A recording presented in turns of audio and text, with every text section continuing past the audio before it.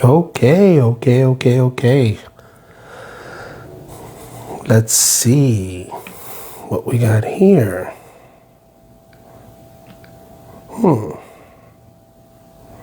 Alrighty. Oh, there we go. See.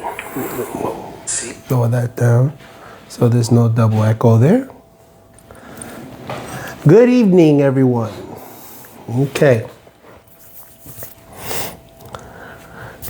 How's everyone doing today?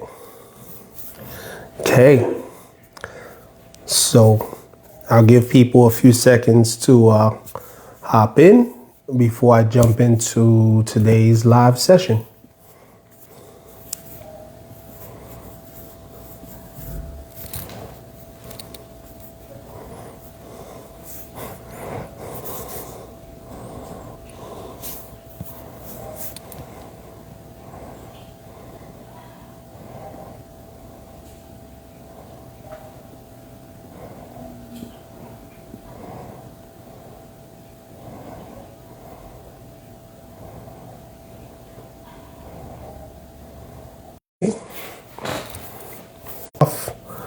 There you go.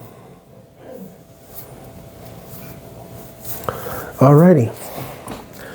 So,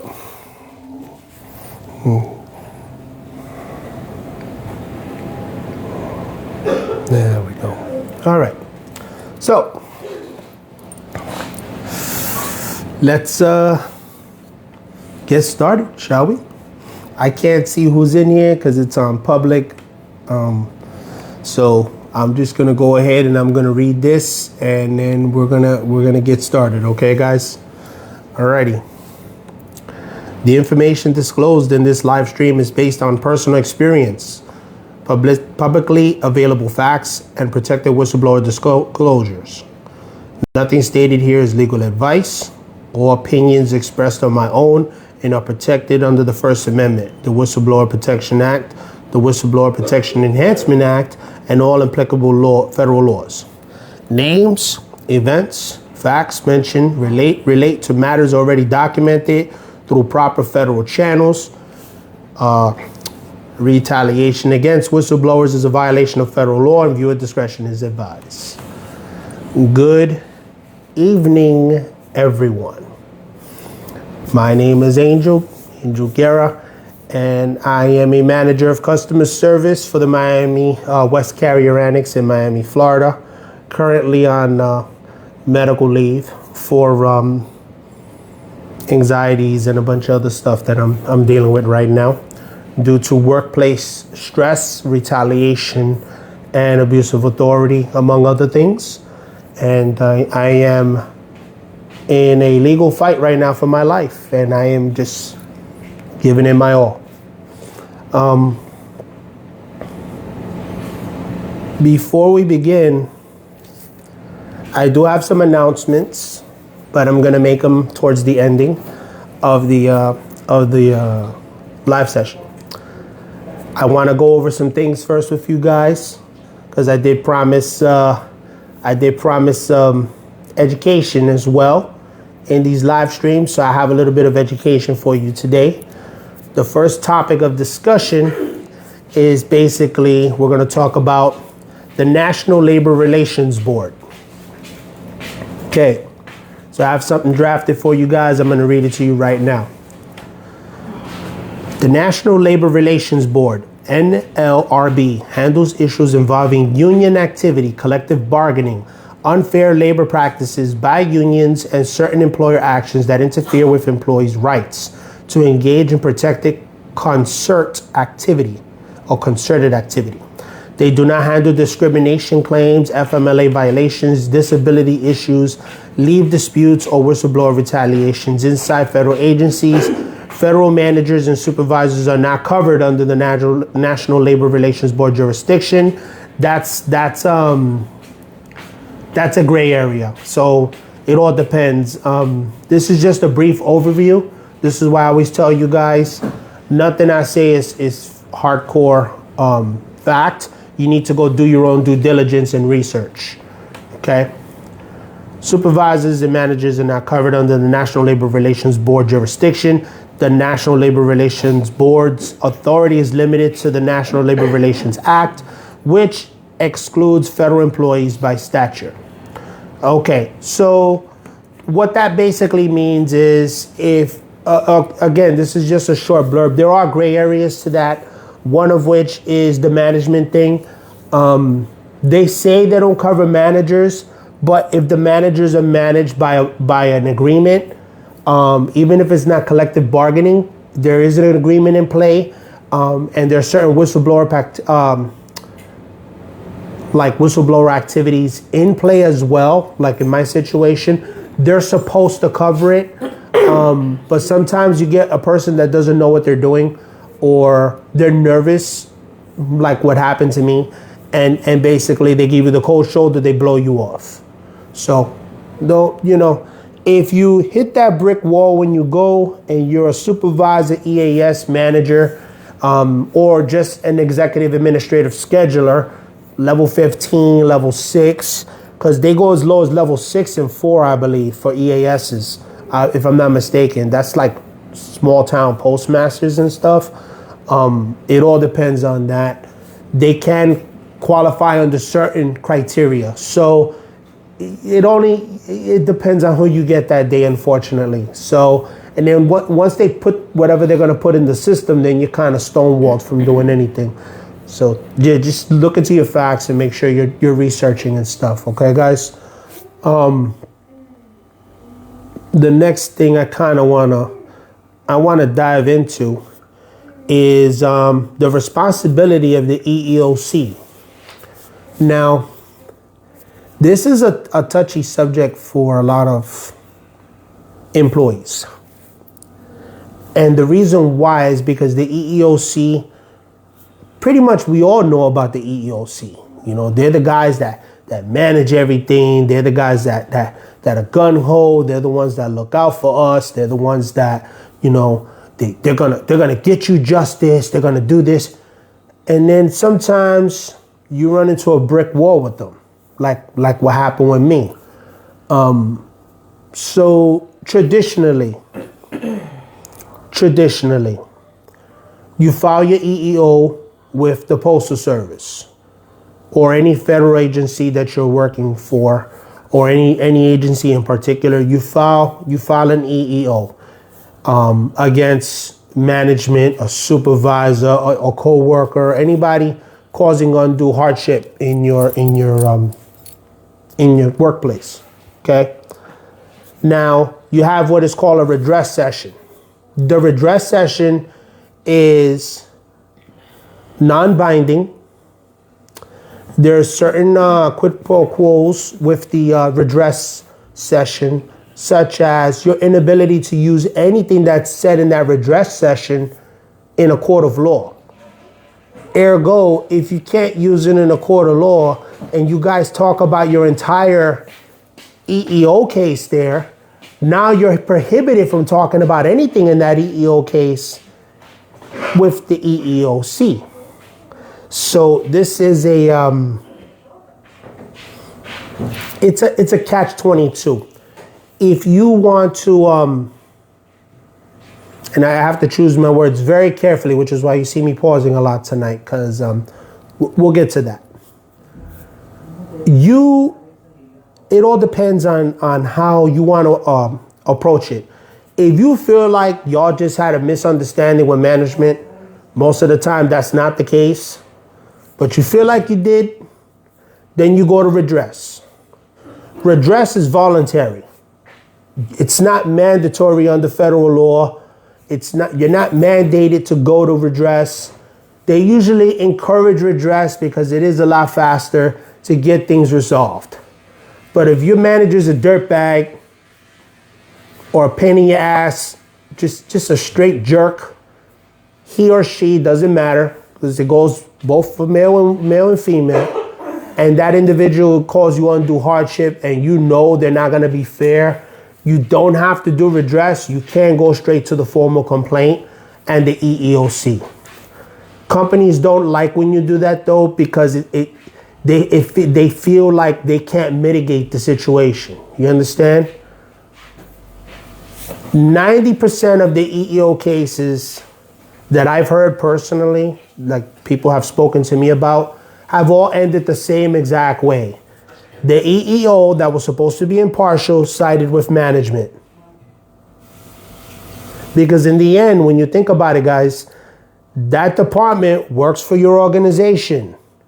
It doesn't matter if they're so-called impartial. Who signs their check every pay period? Think about it like that. If the Postal Service is paying for their services, they're on the Postal Service payroll, which means you're probably not going to get a fair arbitration. Sometimes you do, but majority of the times you do, and you assume that things are going to work out. And then, like what happened in my case, I had an EEO, and the first one I did supposedly ended well, and then it didn't end well. They didn't follow through. Management didn't follow through. You understand? So they broke that part of the agreement. You understand? And then I had to fight for the money, and it was just a whole nonsense of crap. But anyway, without going too far off tangent, again, the EEO process should be straightforward, but unfortunately, you have to think about this from a strategic point of reasoning, guys. And you don't have to take my advice. This is just friendly advice. I'm not a professional. I'm not a lawyer or an attorney, paralegal. I'm not a shop steward. I'm not a president of a union. I don't represent union headquarters or anything like that, or the Postal Service or the federal government in general. I don't represent nobody.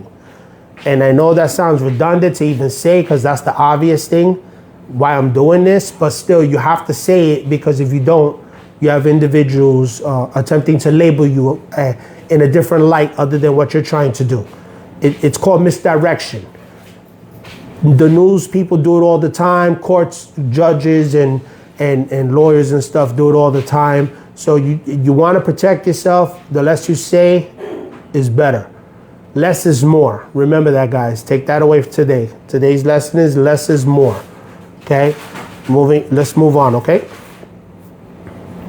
EEO. You file your EEO. Now, if your manager or supervisor or whoever it is you file the EEO against, because it could be a coworker too, you agree to the stipulations, everyone's happy, everybody moves on, and it doesn't get ugly. But what if it doesn't get better and it doesn't go away? It gets ugly. Well, now you have step 2 for the EEO process in traditional form. So now you go before the organization's main labor relations division. It's usually a headquarters division, and they hear the entire case. They review all the evidence. If they find management guilty, which can happen, then there are remedies and things like that they go into with you directly. Every case is individualized and is based by a case status and situation. It's a case-by-case basis. It's not something that's written in stone. Only the template is written in stone, and everything else is kind of generic and free flow. Okay. Let's say you go to this National Labor Board now, and then that doesn't work. If you're in a craft union, APWU, NALC, Rural Carriers Association, etc., you're gonna go to what is called the National Labor Relations Board, which is what we were just talking about. That'll be the next step before EEOC. Generally, if the National Labor Relations Board hears your case and they've assigned it a docket number, that means you're pretty much okay. They're gonna hear the case. It's no guarantee you're gonna win, though. That's the thing. If that doesn't happen, you don't get discouraged. Yes, it sucks. We all want to win. You know what I mean? Some of us hate losing, and I get that. Some of us get really treated back poorly at work, and I understand that too. Your next step now will be the EEOC. To which point now I'm going to read to you what their obligations are for the EEOC. The Equal Opportunity Employment Commission handles discrimination and retaliation claims based on protected categories of race, sex, age, disability, national origin, religion, genetic information, and prior EEO activity. The EEOC does not handle timekeeping fraud, FMLA manipulation, unsafe working conditions, falsified delivery data, PII breaches, or retaliation that isn't tied to discrimination. So I'll dive into that in a minute. The EEOC also does not investigate whistleblower claims. That's an OSC job. Their process is slow, but they're required to investigate discrimination and retaliation tied to protected classes or prior EEO activity. Okay. When I put these together for you guys, I try to put them condensed and short because the idea is you don't just watch this and take what I'm saying at face value. You actually go and do the homework and research. Always verify your sources. Never assume a source is genuine. Yeah, it's very slow, Scipio, I agree. Always verify your sources, guys, okay? You wanna cover your ass. I'm gonna just say it the way it is. CYA, cover your ass. You know what they're gonna do. You know how they play their game. You know how management is. You know how the organizations you work for are. And this is for all federal agencies, any agency you're working for, because regular people that work at McDonald's can go to the EEOC. It don't even matter. If you have a genuine charge of discrimination overall, you can bring that to the EEOC. Now, here's the thing. This little blurb I put together says they don't cover it. They don't cover, they say they don't cover EEOC, right? Or whistleblower activity and FMLA stuff. But remember, there are caveats to that, just like with the National Labor Relations Board. With the EEOC, they have to cover it if it's linked to discrimination. You understand? Then it is addressed, okay? Here's the problem with EEOC, and I'm gonna use myself as an example. My case was closed out involuntarily because for months I tried to get an appointment to go into the office, and when I finally drove down there, paid $30 for parking, went into the building, went upstairs, I had the supervisor tell me to my face, they can't do nothing for me there. I need to call another federal person. And they gave me a phone number, but for months, I tried to get an appointment. You understand?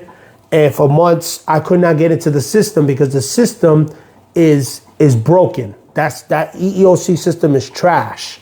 Okay? It doesn't work. It's non-responsive. I emailed IT. They never answered me. I emailed whoever was like assigned to the stuff.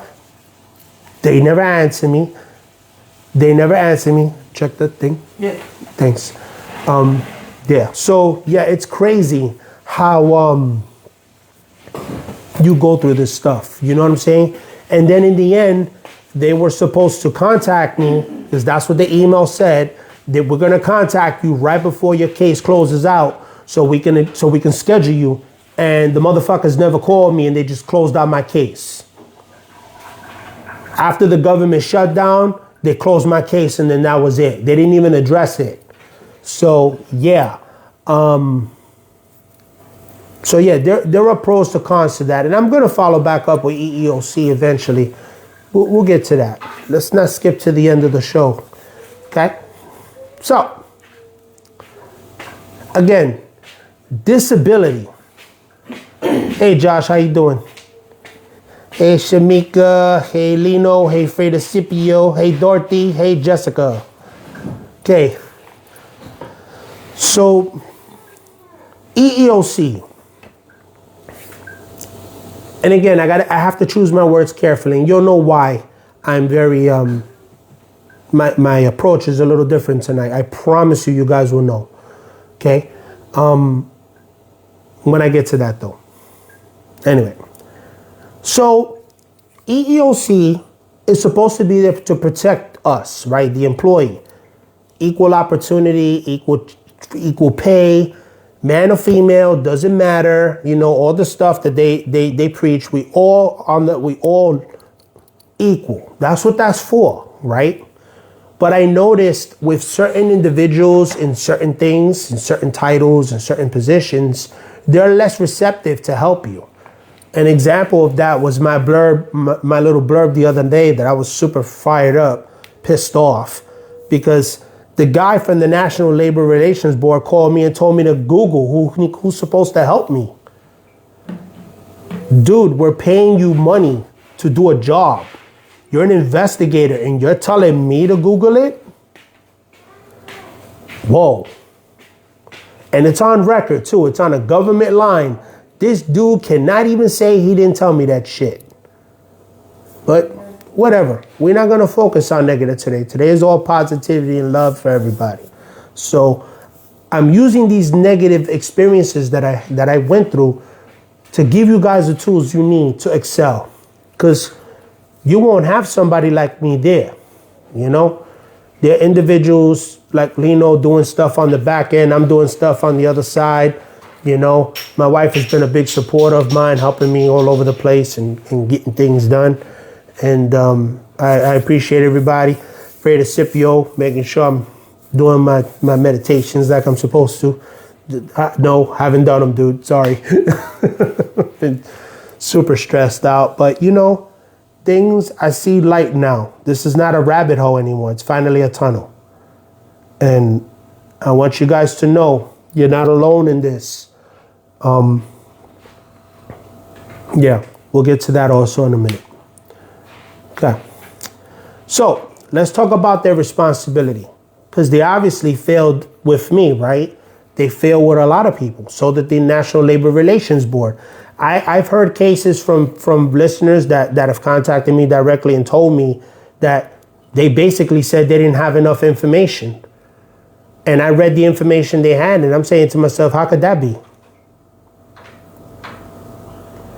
Yeah, it does. It does help when you do it, brother. I agree, Scipio. It does help. It does. When I actually had the time to do it. Well, now I'm opening up some free time so I can get it done. But yeah, guys, like, keep in mind. Thank you. I appreciate it. I'm trying to give you guys the tools you need to fight back, because you know what? No one's going to do this. No manager is going to step up, come on this camera, and volunteer information. I haven't seen it at all in my career. You may see it now that I'm doing it, but previous to me, I didn't see any manager doing it. Most people that fight the establishment, they take their winnings and they run away, and you never see them again. And they forget about everybody else behind them. Now, I'm not saying I'm going to do this forever, but I'm saying that's kind of fucked up, right? I mean, think about it. You win your money and you forget about everybody. You don't help nobody no more. You don't answer nobody's phone calls. You change your phone number. That's what shady people do. I've never been that way. I don't intend to be that way. I'm never going to be that way, to be honest with you, because that's just not my character. You know? But in any case, guys, take what I'm giving you, use it. You know Facebook takes this down in 30 days, right? Well, we have busy lives. We all got busy lives and we forget shit. Follow the YouTube channel. Follow Rumble, because the videos will be there. So that way you guys have access to them all the time. For as long as the channel's up, you'll have access. I won't take them down. I'll leave them up. It's important. Arm yourself. Learn. Screaming and yelling at these people, that don't do nothing. And I'm going to get into specifics about that today. I did draft something out about the two deaths we had, but I think I want to talk about something different, involving more in the lines of what we are going through currently. And it's we'll get into that. Anyway, the responsibility of the USPS in the National Labor Relations Board and the EEOC matters. So now this is USPS's responsibility in these cases. This isn't their side now. This is the Postal Service and what they're supposed to do. Okay? The USPS has strict legal obligations when it comes to employee rights.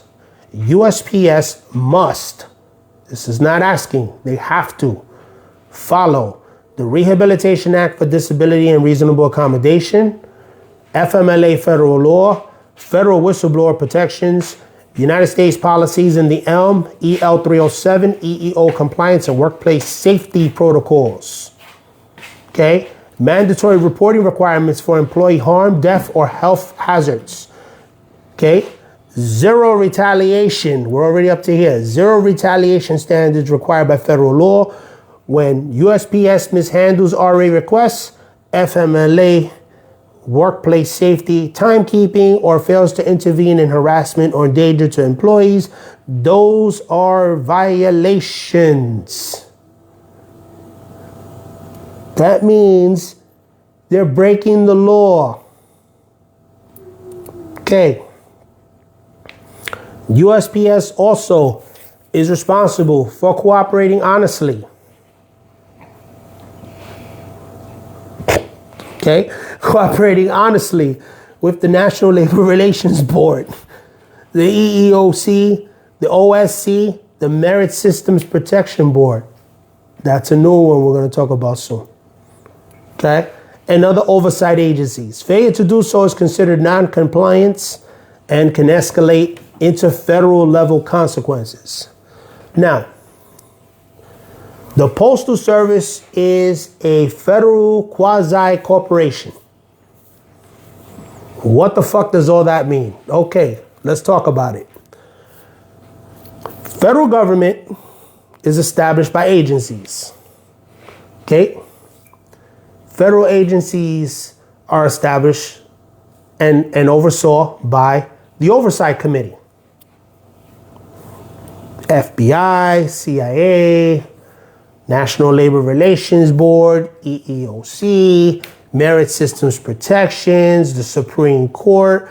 Those have oversight, and Congress is that oversight. What happened in 1970, March of 1970, was we had a walkout in big cities across the nation.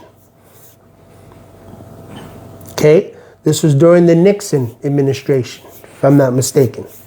March of 1970. Yeah, March of 1970. Postal workers across the nation said, kiss my ass. I'm not going to work for you no more. Because at the time, the Postal Department, it used to be called the Postal Department, as one of the acronyms, right, was oversaw by Congress.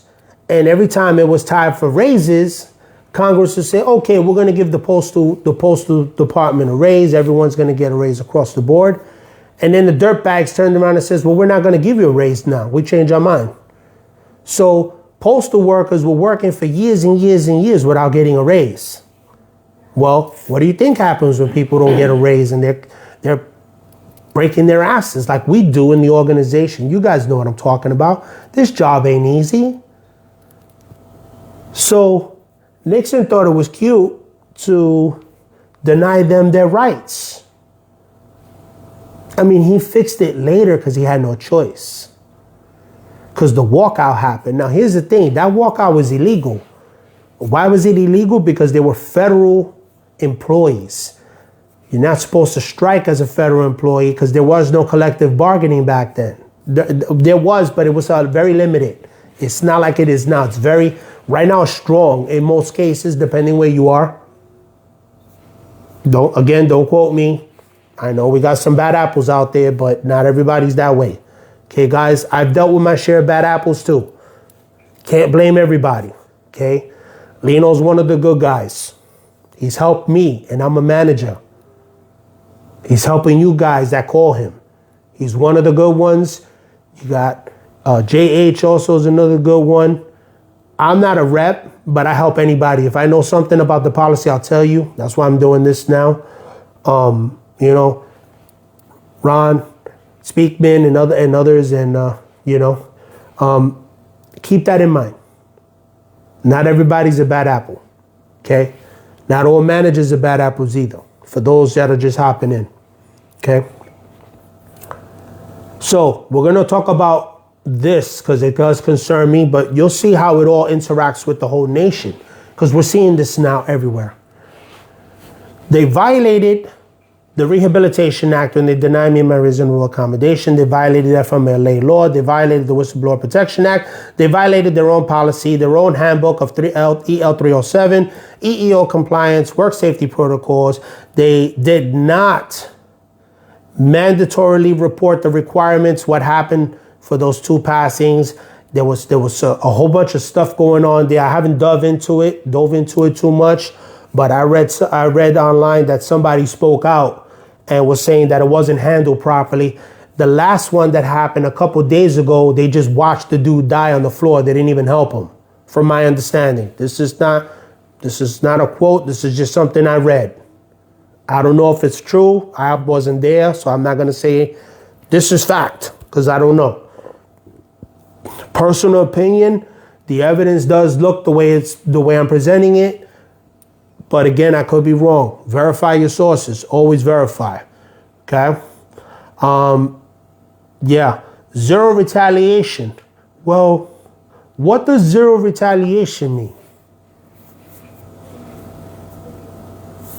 It means zero retaliation.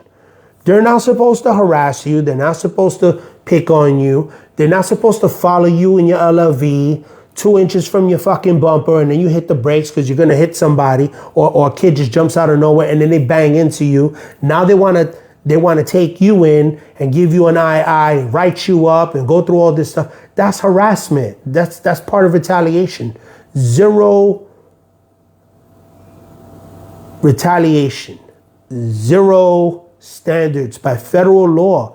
This isn't just a Postal Service thing. This is a federal law.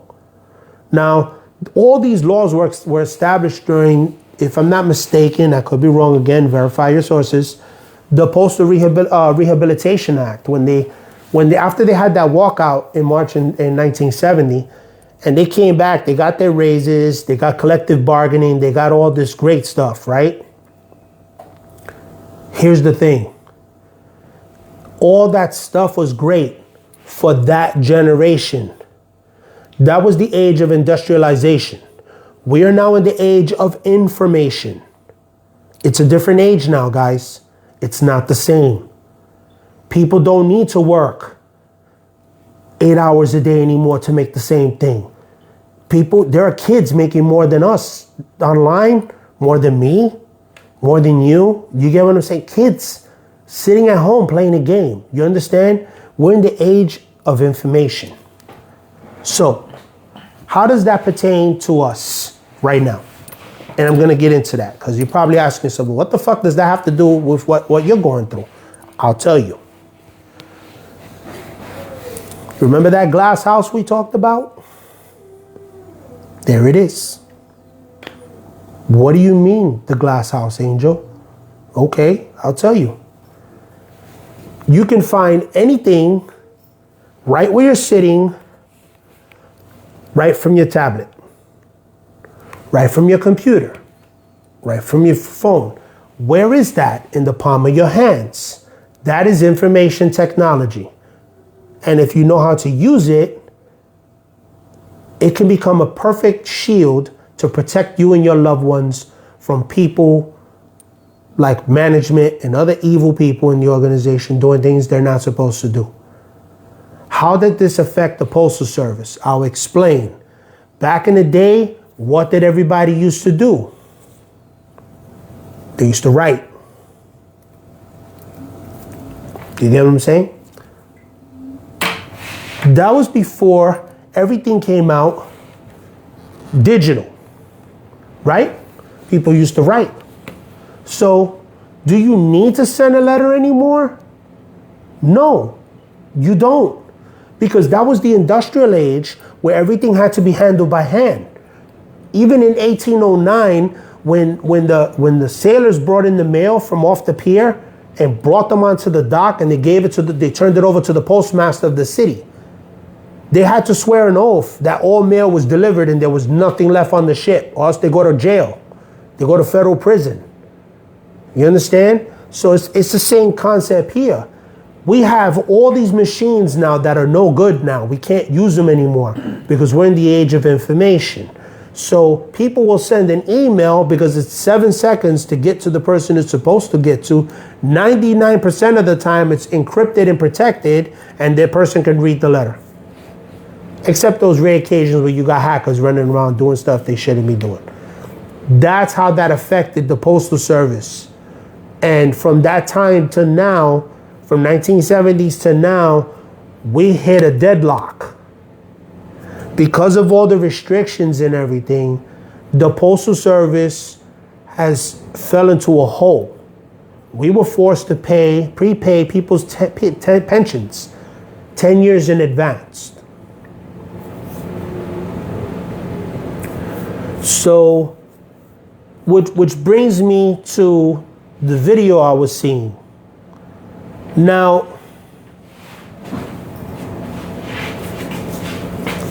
The Great Postal Heist, written by, I forget the gentleman's name. It's on YouTube though. I'll put the link in the description. I'll ask Jessica to remind me, because sometimes I say I'm going to put a link in the description. I lose track I lose train of thought. You scared the crap out of me. My wife just scared me. So again, like now, I lose train of thought, and I forget to put stuff down, write it down for you guys. I'm sorry. So it's not like I'm doing it intentionally. I got 100 things I'm worrying about at home, like, you know, the family, the dog bothering me, you know. I got to make sure the kid gets to school on time, pick him up. My wife, pick her up. Oh, thank you, honey. His name was Jay Gallowan. Now, his dad was a postal worker. He was a clerk, okay, in New Jersey, I believe it was. Postal Service fired his dad for basically embezzling the company. Over a period of 10 years, 13 cents a day. Yeah. 13 cents a day. And the dude had all his paperwork. He had copies of everything. He had everything. They fired him for 364 days. Yeah, you heard that right. 364 days. And when they knew his case was coming up, they gave him a full pardon. Postal Inspection wrote him a letter, and then he was able to retire. But meanwhile, he's home a whole year. A whole year. What does that have to do with the age of information? Well, it's obvious. I saw it where? YouTube. Hey, Tina. I saw it on YouTube. And I took my time watching it. Tina's another example. She hopped in at the right time. See, I lose things and I come back and forth, but you always get it from me. It just takes a bit, you know, get the wheel going, the little mouse wheel. But her case is another story. I'm halfway through her story because it's just like, every time I hear it, I'm like, holy shit, how could they get away with that? It's like black and white, but they did. Dude was following her with a gun. What? Man, I would have kicked that dude in his face. That's just me. Don't worry. Tina, I'm not telling you to do anything crazy, girl. You're good. You know? But I'm just saying, all kidding aside, yeah, we would love to hear your story. I'm halfway through your interview with Ron Speakman. It's powerful.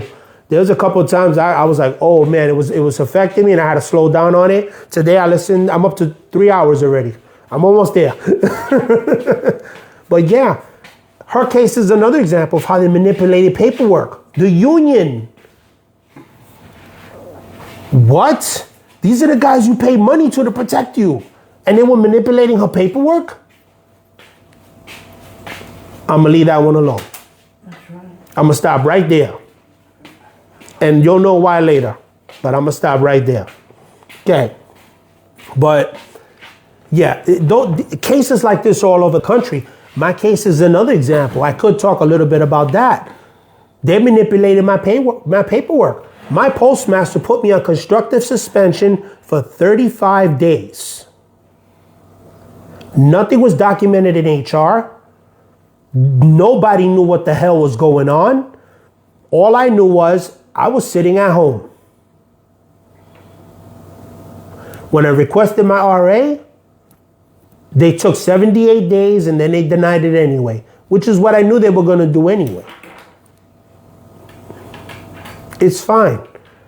But the point of it is they're manipulating paperwork left and right. And if you're not good with information technology, you better be. You better start learning, because managers are learning this stuff faster than you can. I'm going to keep it real, guys. I'm not going to sugarcoat it here. They're learning it faster than you. So if you're refusing to learn how to use a computer, you got a problem. You better pick it up and learn it. Start doing stuff on your phone. They got free classes online you can take now. Sign up for EDX. EDX offers online education. Like I agree, Tina. Document every frickin' thing. Because if you don't, guys, they're going to take advantage of you. And then if you run into a situation like Tina, and what if Tina wasn't ready? What if she didn't have her paperwork in order? What if I didn't have my paperwork in order? What if Lino didn't have his paperwork in order? Now what? I'm saying, what about my friend who works in another acronym agency? He had his paperwork in order too. I told you about the story. They tried to put his ass in a fucking closet. What is this, a strip club, a glory? You're going to put him in a glory hole room? Really? The dude has no leg. You want to stick him in a glory hole room? Fucking dirtbags? Again, I'm going to stop right there. But it's just the point. No, never talk to these people on the phone. You make their asses write to you.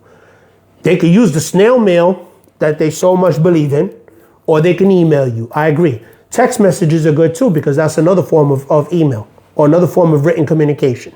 Okay? Keep the receipts, keep the records. I agree, Scipio. I agree, Jessica. Facts, no fiction, truth. Tina, I agree. Never talk to them on the phone, because they'll tell you one thing and do another. That happened to me too. Lucky thing I was ready. So the individual from the RA denied my RA on the phone. My wife was sitting right here.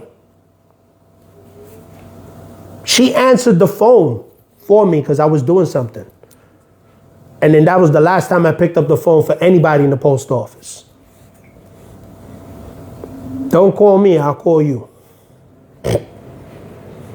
Moving on.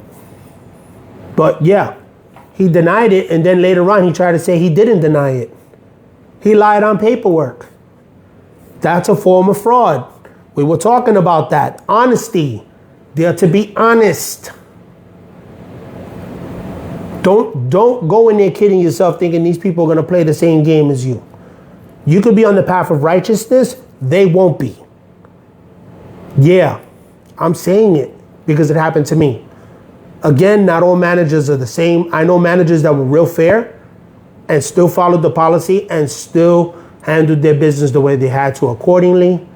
You know, I know postmasters, same way, did the same thing. I did the same thing on several occasions, but thank God, I never had to fire anybody. I always try to work that out with the person. I didn't never want to get to that, because everyone needs their job. I understand. I get it. Everyone needs their job. Everyone has a family. We all just trying to get our little bread so we can take care of our family. I understand. Okay? But yeah, the great postal heist, this poor guy, 30 years. Then he gets fired for 13 cents a day that he didn't even take because he had proof of it. And they still fired him. They didn't care. They kept him up for 364 days. 1 day shy of a full year. And then a couple days before that grievance came up, when he was going to sue the fuck out of them, that's when they reinstated him and let him retire. Wow. And if you watch it, which I highly recommend you guys watch it, it's called The Great Postal Heist. I suggest you watch it. It's an older video. It's on YouTube. I saw it today. The whole thing's online. It's free. You can watch it. It's a free documentary. I suggest you watch it and see that you're not the only ones out there alone. Now, why am I asking you to watch an old video about discrimination when this shit is happening now? I'm going to tell you exactly why. This is where the training comes in. That right there is cited evidence. It is cited. For those of you that don't know what cited means, it means it's verifiable information that you can use in a court proceeding because it's proof. You know how you do that? Using what? Information technology.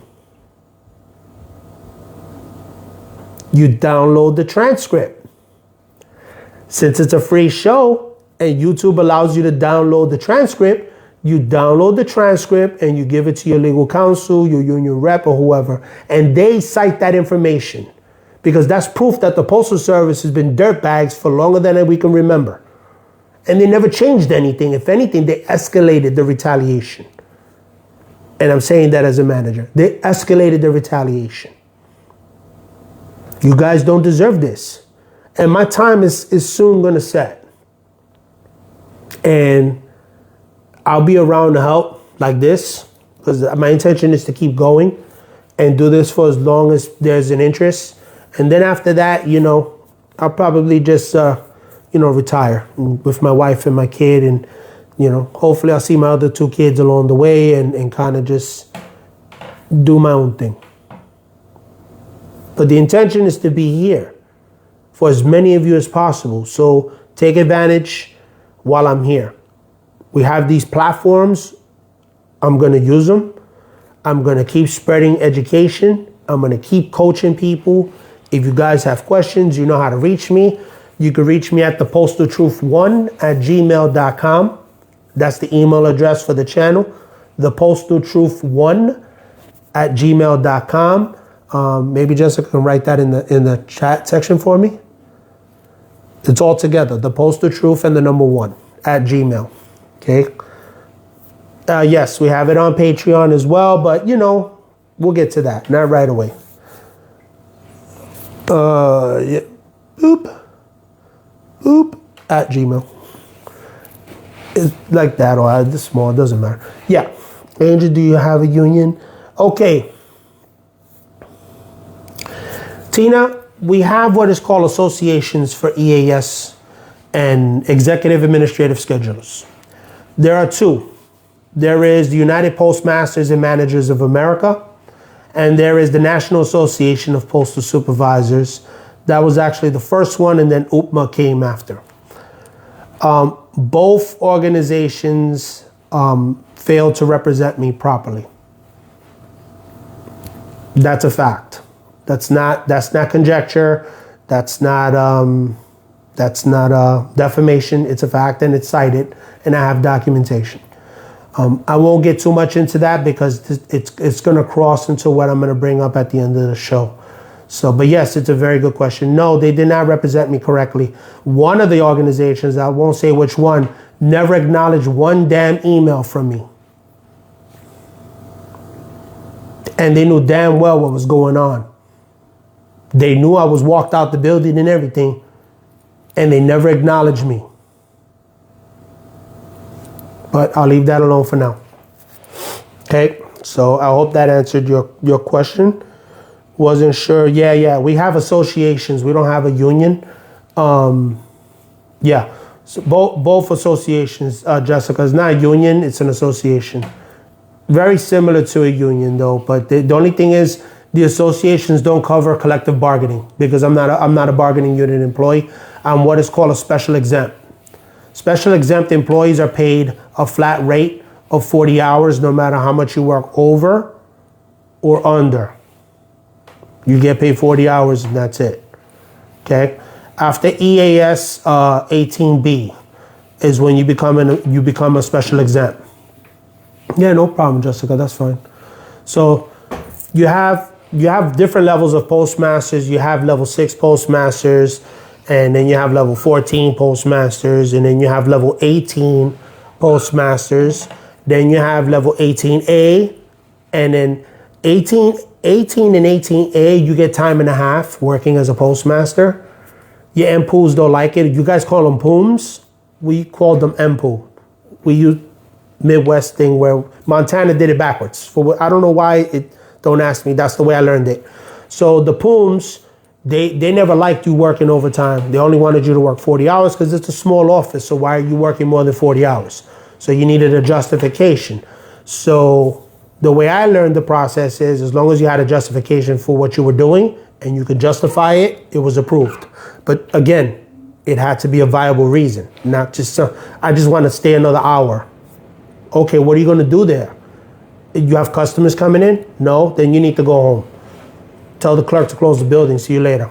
They don't even want to hear it. They don't entertain it, okay? 18B though, that required a special agreement between the associations and the Postal Service. 18Bs are special exempt. 18 and 18A is non-exempt. So yeah, even though we're not craft bargaining unit employees, and we're supervisors technically because we're installation heads, but we hit that gray area between craft and middle management. So we would get time and a half as a level 18.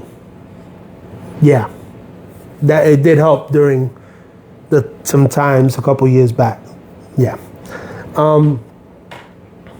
Before the 18 though, level 18 postmaster is a level 17 supervisor. Now, back in the day before my time, you had a carrier supervisor and a clerk supervisor.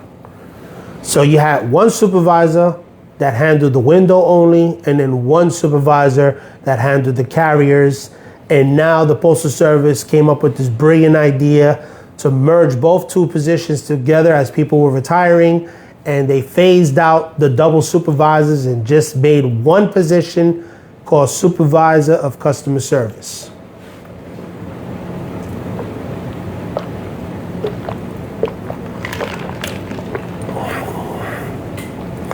Most supervisors, newer supervisors, they get stuck on night shift or closing. Very rarely, depending how long you've been there, you'll get a day shift.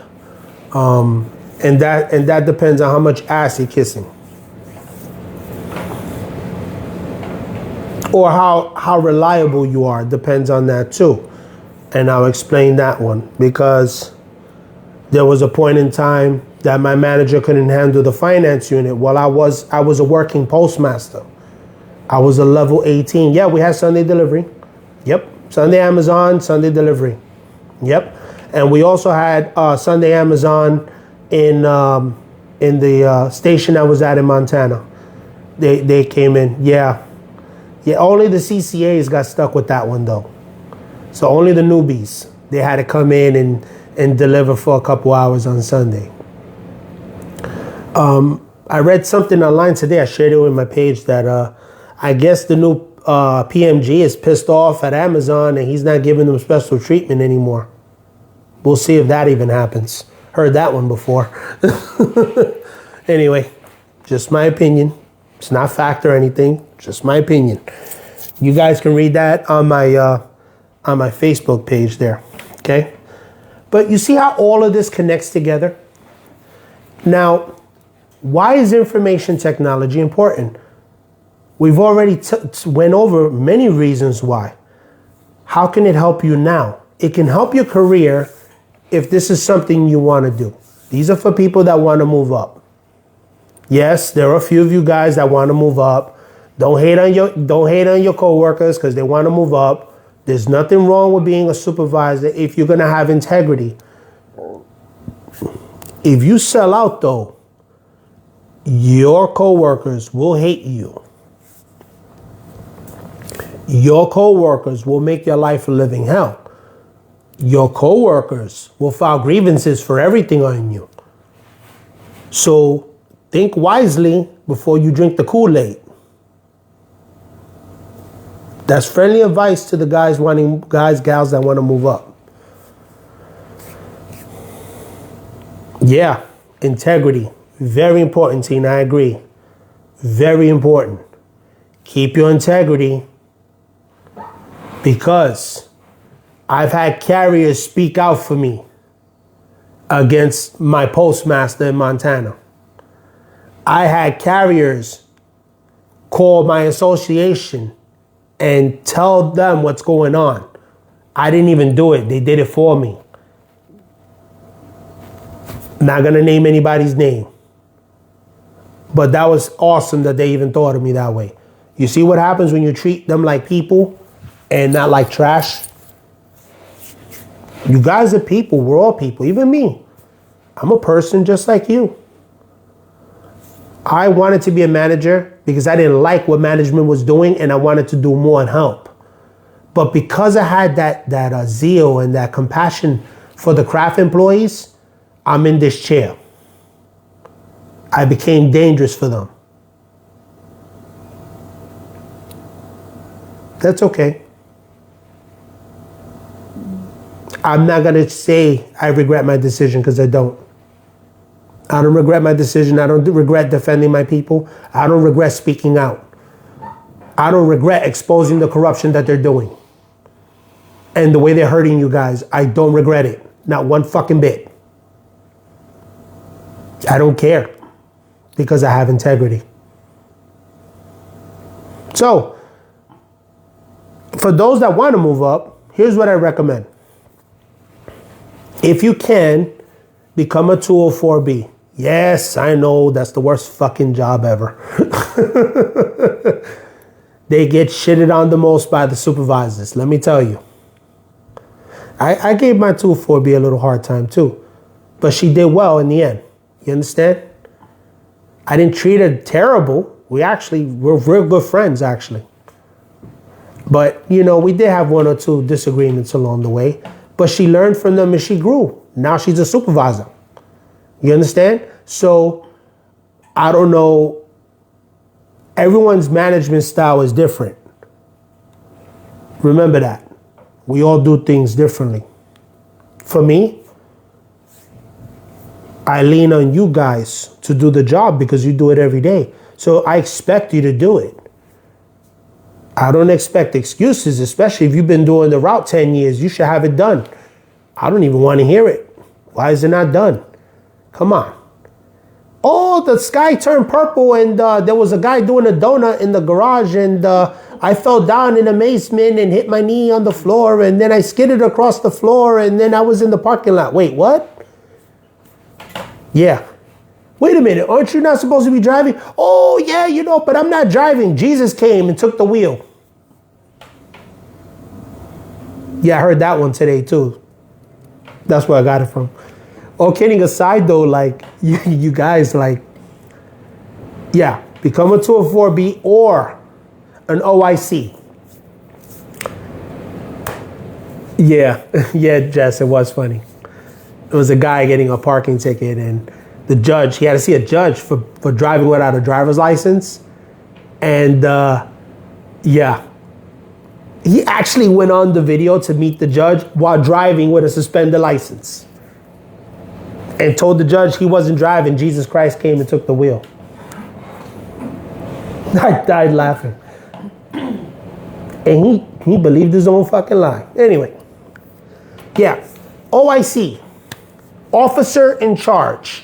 So, an officer in charge, if you're tired of the hustle and bustle, you don't want to deal with the drama llama, like my sister used to say back in the day, drama llama. You don't want to deal with the drama llama. You become an OIC, an officer in charge. An officer in charge is usually placed in smaller installations, level 18s, 18Bs, 18As, and you basically are a working postmaster. You get a bonus while you're on detail.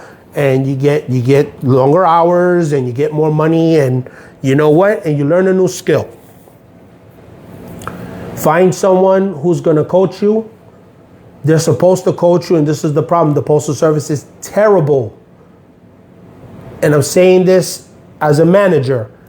Terrible at training successors. The Joy spent all this money back in the day creating these programs, and they didn't even allow everyone to go to them. I never got to go to my training on the supervisor side. Everything I knew about being a supervisor came hands-on training. Okay? So don't expect the Postal Service to send you right away to go training like they're supposed to. And it's wrong. If you ask me, it's wrong. It's terrible. You guys should be prepared for the tools to lead if that's what you want to do. And leadership doesn't only mean supervisor. Let's say like you want to run for president like Lino. That's leadership. It teaches you how to be a true leader, a true manager. I agree, Jess. I didn't get training to become a manager. They never sent me. And then they blame me for 2,000 delays that I didn't do. Yeah, how you like me now? You didn't send me to training. The training you gave me there was subpar. And then you try to blame 2,000 failures on me.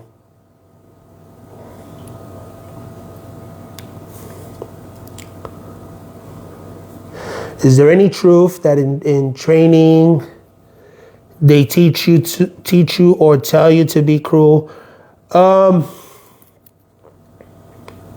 Yes and no. Yes and no. I'll use myself as an example. Okay. Right before I got unjustly walked off the property and my badge taken, and I was embarrassed in front of all my constituents, my employees, and everybody just watched me walk out the building. My old coworker didn't even fucking look at me. Yeah, you know who you are.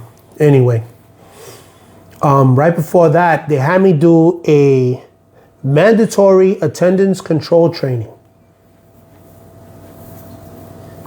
And in this attendance control training, because I take notes when I do something. And it's a good thing I still got those notes because they saved me, which is why you document. Okay?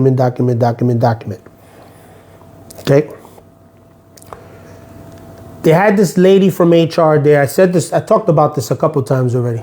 And the lady from HR was teaching the managers how to like one-up you guys in the craft division. And one-up the unions and one-up this and one-up that. And I'm sitting there and I'm watching this and I'm saying to myself, holy shit, they're teaching them how to be divided. Now, mind you, I'm sitting next to the dude that trained me to be a carrier supervisor, supervisor, no carrier supervisor, but tour supervisor, right? In Miami, because, I learned in Montana, but then I had to learn the way they did things down here. So we sat next to each other. Guy was cool as shit. I miss him every day. He's a cool guy. So yeah, we sat next to me. We bullshitted throughout the whole training, and he and I looked at each other. We didn't say anything. We just looked at each other because we knew what they were doing. They were teaching the supervisors and managers how to circumvent things. Yeah. Yeah. My favorite line from that whole presentation was the FMLA part. Because that whole part from the FMLA, they did to me. After they went over that whole FMLA part and told them not to do it. Don't touch the FMLA. They did it anyway.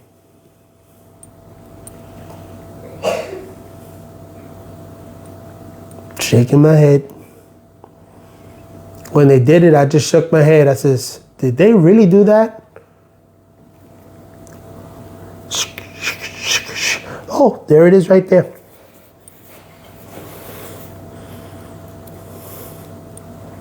And it's cited because she said it and I wrote it down.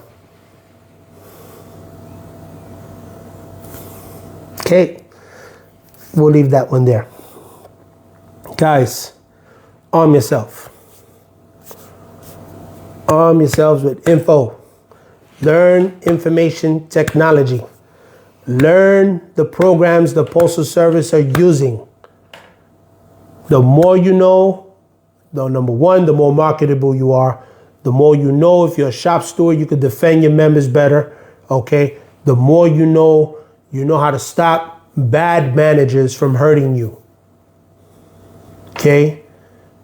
Learn information technology. This is why I brought it up today. Now, this man in that video only had paper because his age was the age of industrialization. So they wrote everything down. But now everything is electronic, everything is digital. If you don't cover your ass and learn the tools that they're using, you're in trouble. So today you're in luck. I'm gonna tell you some of the tools they use to watch you. And I know they're gonna be pissed at this, and I don't care. So here we go. Knowledge is power, I agree, Jessica. So let's give it to them.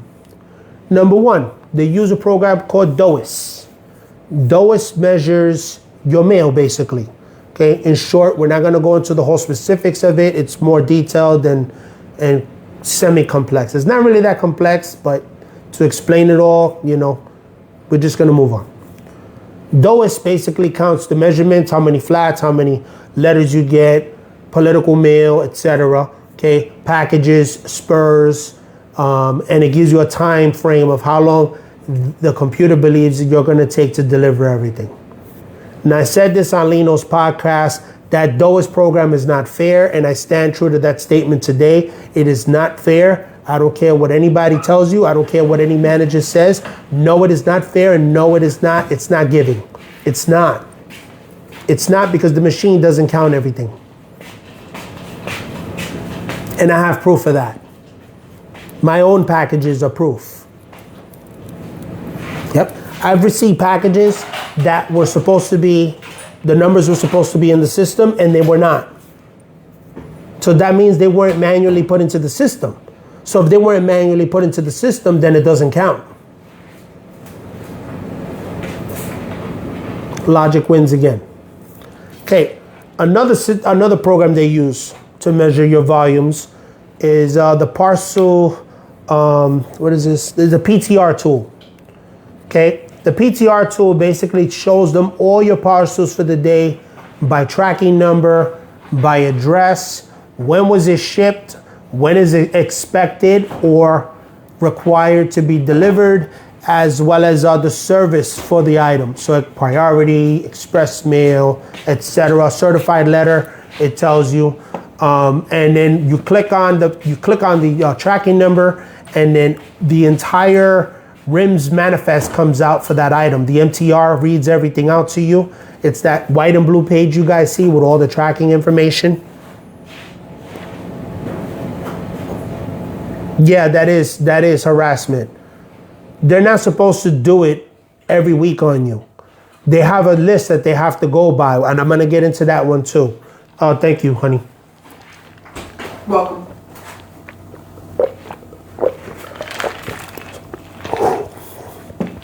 Fresca. Gotta love it. Okay, yeah, so the PTR tool, they use that to see how many packages you have left. And they've even advanced it's an Excel file. It's a self-generating Excel file that downloads the RIMS manifest off of RIMS and puts all the tracking information into one tool. And they basically, they keep scanning it to cycle it to see how many packages and stuff like that you have left. So basically, that's what that tool's for. They even made it now where you can tell how many packages or how much percentage of your route is left for the parcels. This doesn't count letters. This only counts stuff that you scan, okay?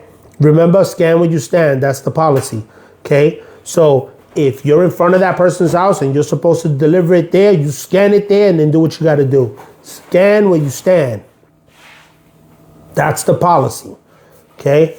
Remember that, okay, guys? I'm going to be going into some clerk stuff too. But one of the tools I'm going to talk about actually works for both. I'm going to bring that up right now. Okay. It's called the, oh man, I was just telling Lino about this yesterday. It's been a while. Sorry, guys. Oh, single package lookup. Okay, so it's an older program that managers like me would use. I used single package lookup all the time. There's a lot of people that hate it because it's slower than shit, because it's an old program. But you know what? That and the web PBS, I think it's called WPBS. Yeah, I think it's web PBS or PBA. It's been a long time. It's been a while since I've played with those programs. Anyway, Web APAP. There you go. It's coming back now. Web APAP. So single package lookup and Web APAP are almost the same thing. Web APAP deals mostly with the damn scanner. Oh man, the pass machine deals with the pass machine.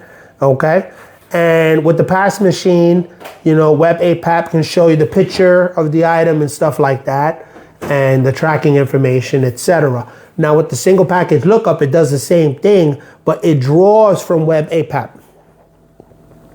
Okay, so it draws from that, it draws the images from there and puts it into single package lookup. That's why it takes a while to load. But here's the thing. You can actually see where the carrier is going on the route because it shows their line of travel, which is why I like to use it. Now, there are other ways to look that up, like you can look it up on DMS. You can actually see the carrier's line of travel using DMS, using breadcrumbs, but with single package lookup, it shows you the line. So you see lines and you see the arrow, so you know where they went and you can trace their movements manually. Again, I was a manual guy. I like to do things like that, but I also knew the other program too, because I had to learn it, you know. But like I said, those are the tools they use to track you guys and what you're doing. Another thing they use to track you guys is your scanner on DMS.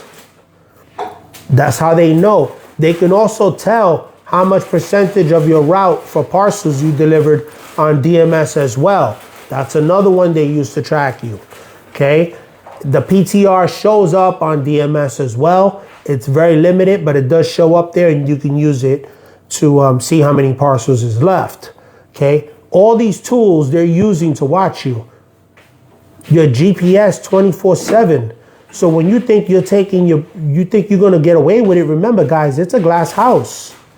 They can see how long you're stationary for. They can see how long you went to the bathroom for. That scanner is supposed to be with you, and that's how they micromanage you, through the GPS system. Okay? Keep in mind about that. Carriers, I would never tell you to go faster, because you work safely to go home safely, but follow the directions of your supervisor, right guys? Don't do the insubordination thing, because you're gonna lose it. Don't bother, just do what they tell you, right guys? Grieve it, do it and grieve it later, okay? And if you need a good rep and you need help, look for that person.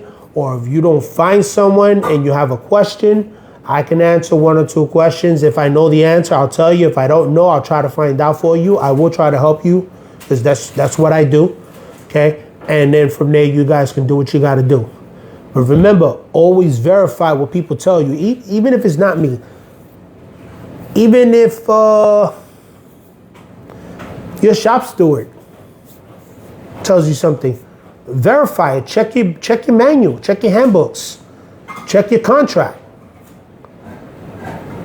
Does it violate the JCAM? Does it violate Article 18? You know, Article 8, Article 9. You understand? Like, go into it. Don't depend on anybody to do things for you. Do it yourself. Number one, you'll build confidence that way, because you'll be able to say, you know, I know this, I know this, I know that, and no one can stop me from learning certain things. And then number 2, you know if the person, the shop steward is bullshitting you or not. I mean, come on, it doesn't hurt to learn it. It's what you do every day anyway. So just learn it. So what? These tools I'm teaching you, if you can learn them, learn them. Learn them. Okay? Another thing, all postal workers that have access to a computer, who have computer access. So this will be more like for clerks. Clerks, small offices, clerks, bigger offices, clerks, and carriers, and managers, supervisors, anyone that works on a computer has access to Blue. I learned this from a clerk when I was a supervisor because I didn't know this at the time. This clerk taught me that. She was a shop steward, believe it or not. A clerk shop steward. Anyway, you have the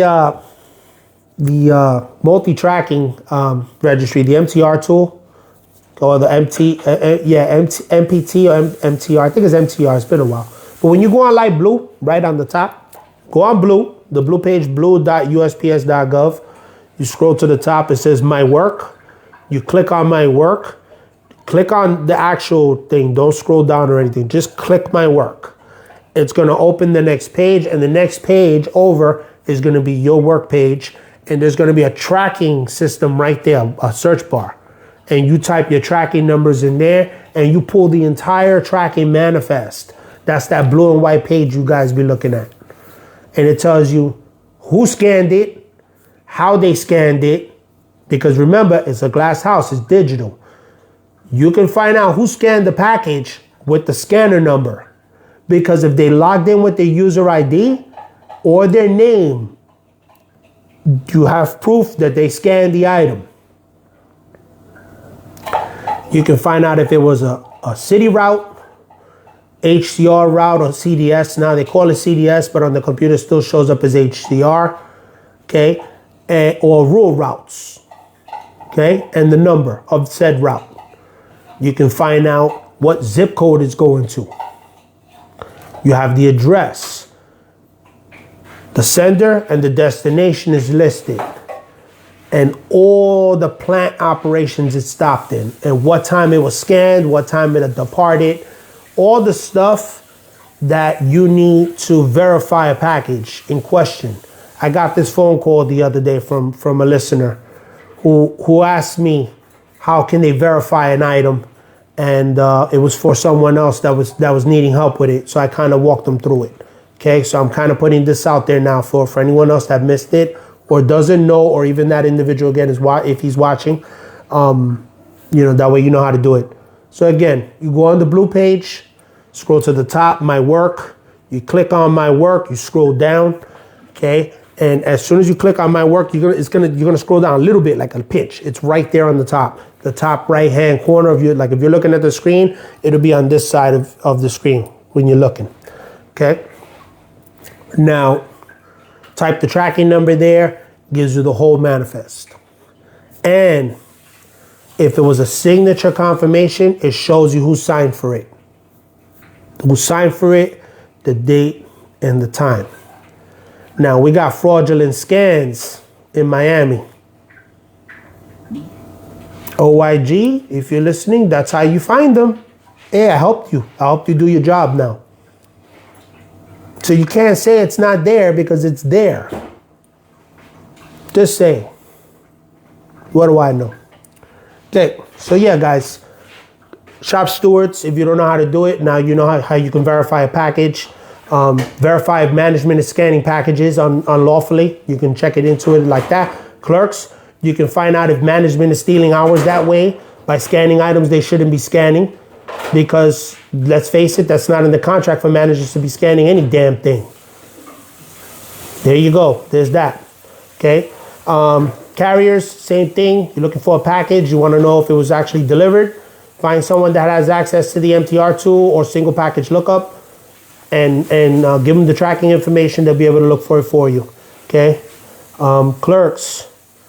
Make sure when you're looking at the item, on the top there, it tells you the right. It's a little bit different than the MTR. On the top of the part of the single package lookup, there's a route. It tells you the full route number and where it was scanned. Now, in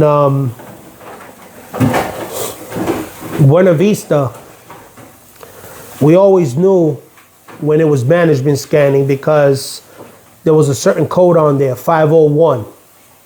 The last digits were 501. So Anybody from the Office of Inspector General listening, or any shop stewards that find that number, you know, if it was scanned at 8 o'clock at night with a 501 scanner, it was management that scanned the item. You heard it here on the Postal Truth. There you go. There's my free tip for you. Okay, moving on. Sorry guys, it's a little cold here. I'm getting a head cold.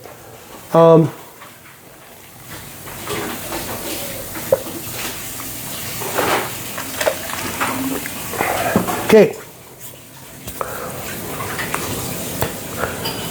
I was going to talk about these unfortunate events, but I think I'm going to stop that part of the conversation and give you guys some good news for a change. I waited all day to tell you guys this. Actually, no. So,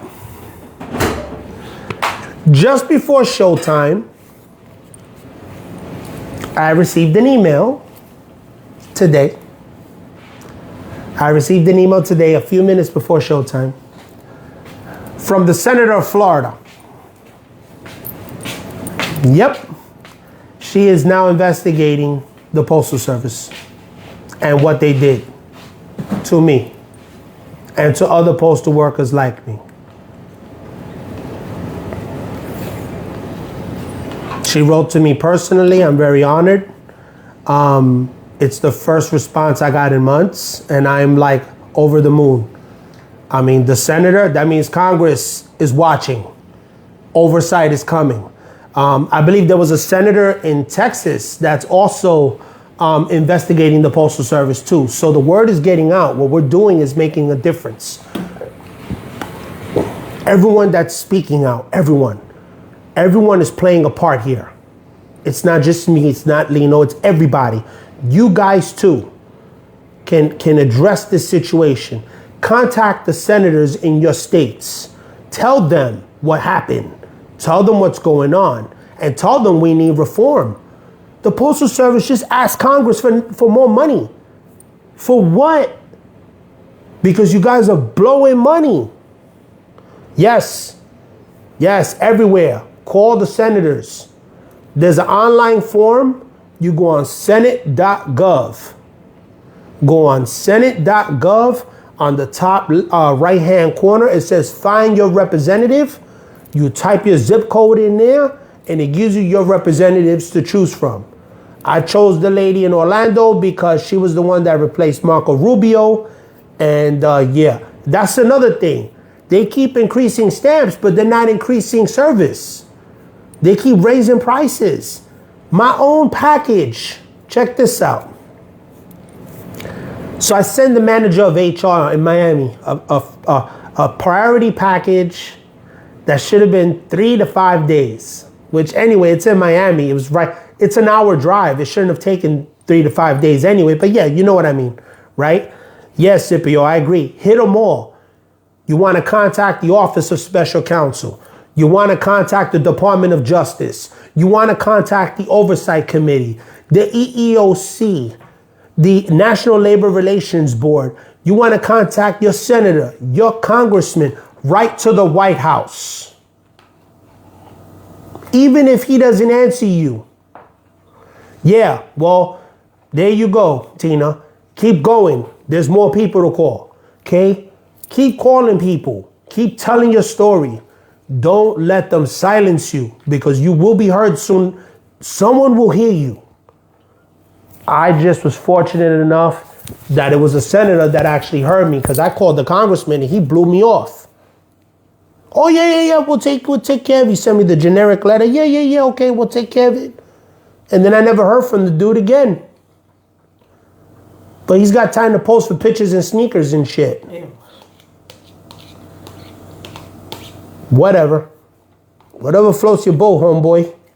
Email everybody. Here's another one they don't want you to call. The Postal Regulatory Commission. Yeah, I called them. Yep, I called them. I reported the systemic issues to the Postal Regulatory Commission. Yep. They failed me as a customer miserably. You know, it took my package 9 days. You know what happened to my package? I sent it out from Orlando. It went up to Opa-locka, which is supposed to, right? And then it made it to Miami, right? In record time. It was there in a day and a half. I was shocked. Made it to Miami, and then they misshipped it to Texas.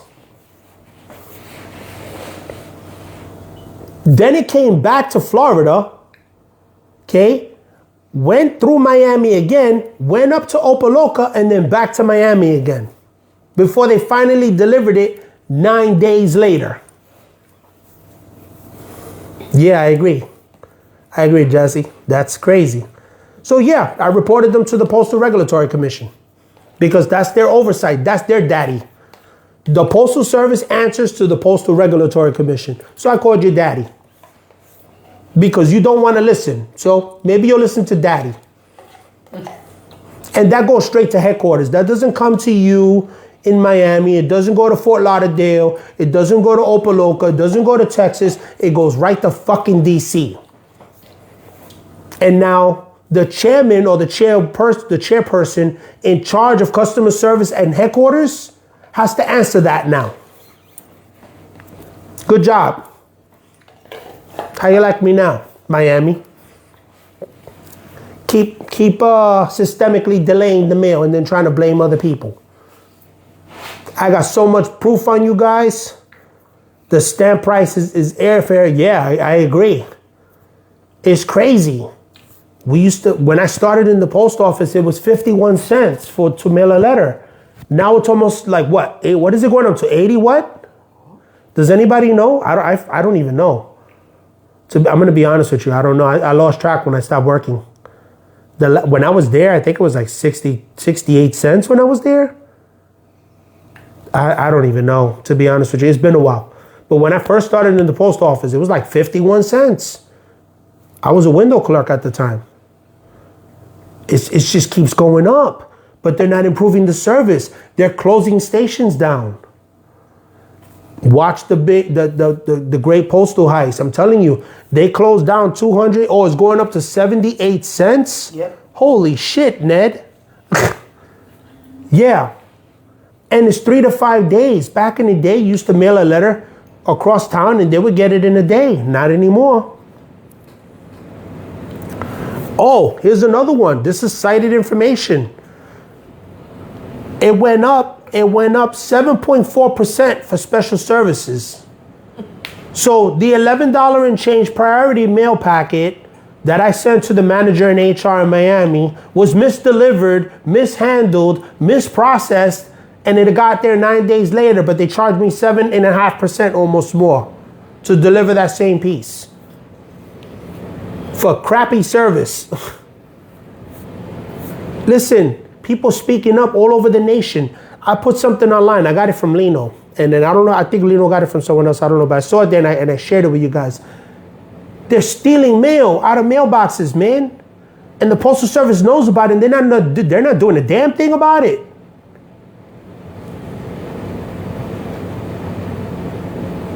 I'm gonna leave that one alone. Time out. We're gonna leave that one alone. So, that being said, so yeah, I've been busy because, like I said at the last live session, I have nothing but time. I have nothing but time. So I'll keep making my phone calls. I'll keep investigating information technology. I'll keep using it because not only am I good at it, but I like to read a lot. I'm always reading stuff. Scipio and me, we talk almost every day, practically, about nerd shit. His wife calls it nerd shit. It's funny. I laugh every time she says it. Oh, there you go, you're nerd shitting again, guys. Anyway, yeah. So I have one more piece of good news that I want to announce tonight. This is actually the big one. Okay. Now, to pay higher prices for everything, really cry. Yeah, I agree, Jessica. Yeah, Scipio. Definitely. So, I am both over the moon and happy to announce that the Postal Service was legally served an appeal petition from the Merit Systems Protection Board, and it is now Angel Guerra versus the United States Postal Service. And now the Postal Service has X amount of time to surrender certain documents to them.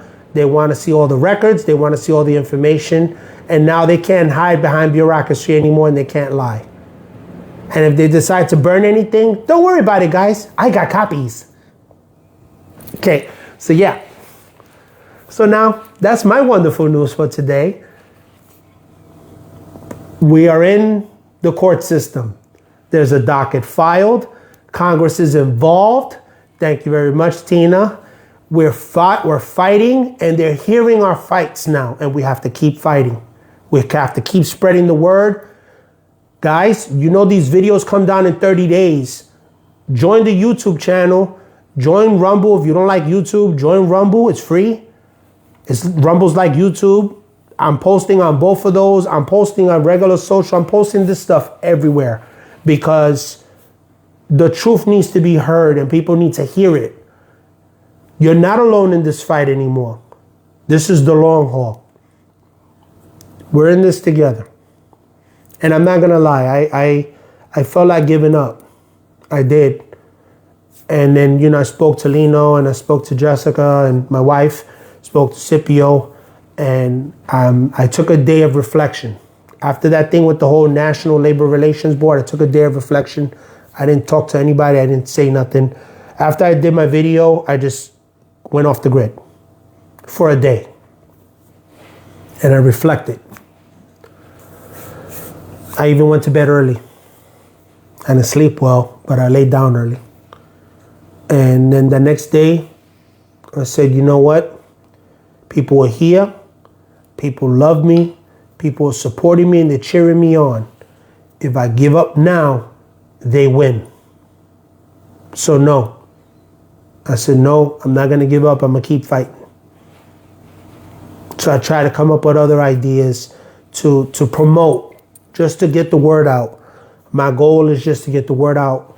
And I need you guys to do that. Spread the word. Share this video on your pages. Share the information with your coworkers and your friends who know postal workers, who are married to postal workers, who are dating a postal worker, who's engaged to a postal worker, who has kids with postal workers. I don't care. Just share it with everybody. Because the word is getting out. And finally, these people are going to start answering for this stuff. Now, let me tell you how this helps you. And what's going to happen going forward for the channel. Because this is very important. Okay, guys? I want to win this case. So I'm going to play by the rules. Because the Postal Service does not play by the rules, but I do. I'm going to continue to play by the rules. Okay? When you guys are sharing your stuff and you're doing your thing, remember, less is more. That's the main lesson for today. Less is more. Okay? Cover your ass. Document, document, document. Study. Learn information technology. It is both. Yes, I know we read the funny memes online about fucking Terminators and shit. It is funny. It's hilarious. I die every time I read them. And then you see the Tesla bot. It was like punching something. Yeah. Yeah, and I just die. I laugh. Because, yes, if we're not careful, those things can happen. But AI can also help you. Help you learn things like a new skill. Teaches you, interactive programs teach you how to use the postal software so you can protect yourself. Learning postal policy, you read it online, right? You need information technology because you read it online, okay? Remember, invest in yourself. This is for everybody. Yeah, Jessica, I agree. Read, read, read. I'm not saying could be consumed by it. Don't spend your life doing that shit. You know what I mean? Hey, Lucy, thank you for coming. Don't spend your life reading the shit, but just like, familiarize yourself with it,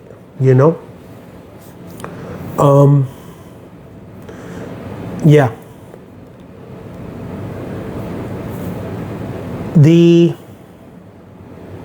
Okay, going forward, I'm going to be very selective with what I say because my case is now in full docket. There's a docket number assigned. Hey, mana, how you doing? Say hi to the kids for me. And tell my brother I said I love him. Smack him in the head for me.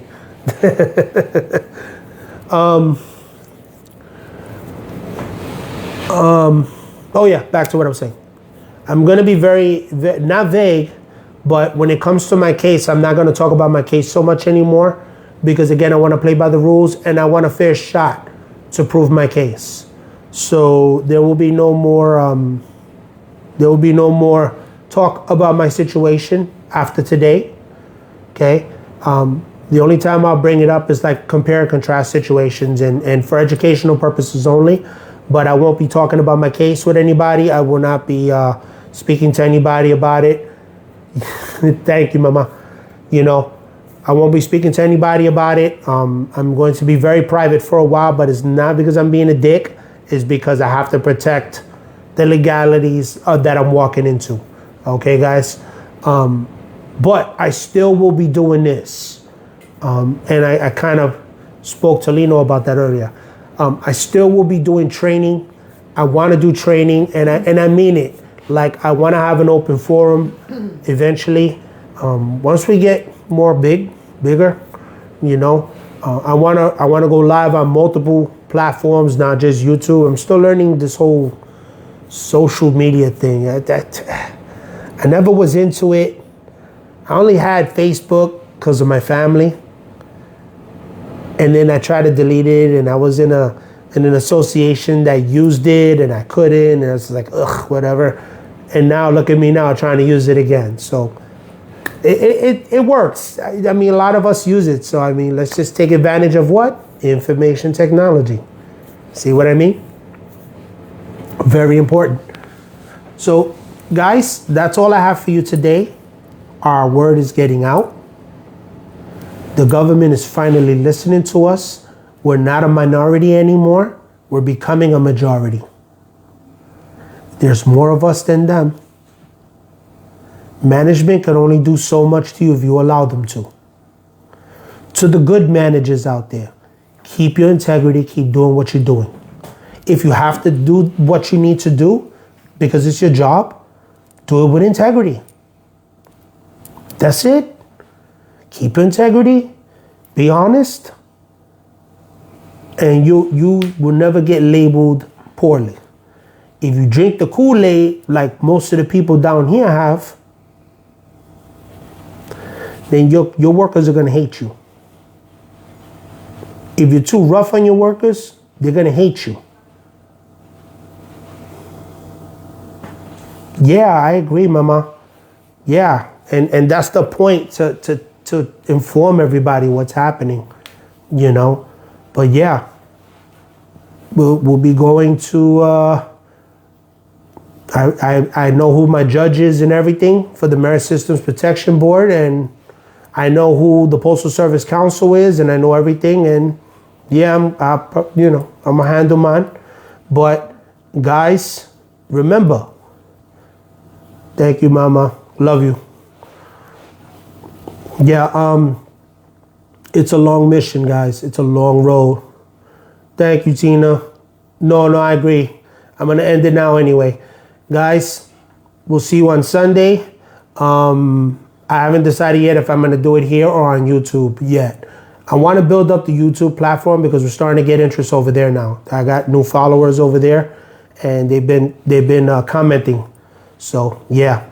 In any case, guys, that's the good news I have today. That's the training I have for today. If you have any questions, you know where to reach me. You could reach me on all social platforms, Facebook, Instagram, TikTok, X. Yeah, I have an X account. I use it sparingly because they restricted me. Yeah, the free speech platform restricted me. Go figure. Okay. I have Rumble now. I'm on Rumble. Yeah. Thank you, Mama. Yeah, we have the YouTube channel that's starting to grow. And you can reach me on all those platforms there. And if you like the old-fashioned way, you can reach me at thepostaltruth1@gmail.com. The Postal Truth 1, Postal Truth, the Postal Truth with the number 1 at gmail.com. And I'll be happy to answer your questions if I know the answer. And if I don't know the answer, I will do my best to find it for you, okay? I'll see you guys on Sunday. Be safe tomorrow. Be safe on your routes. Have a great Friday and Saturday. Don't party too hard, and we'll see you on Sunday. Good night.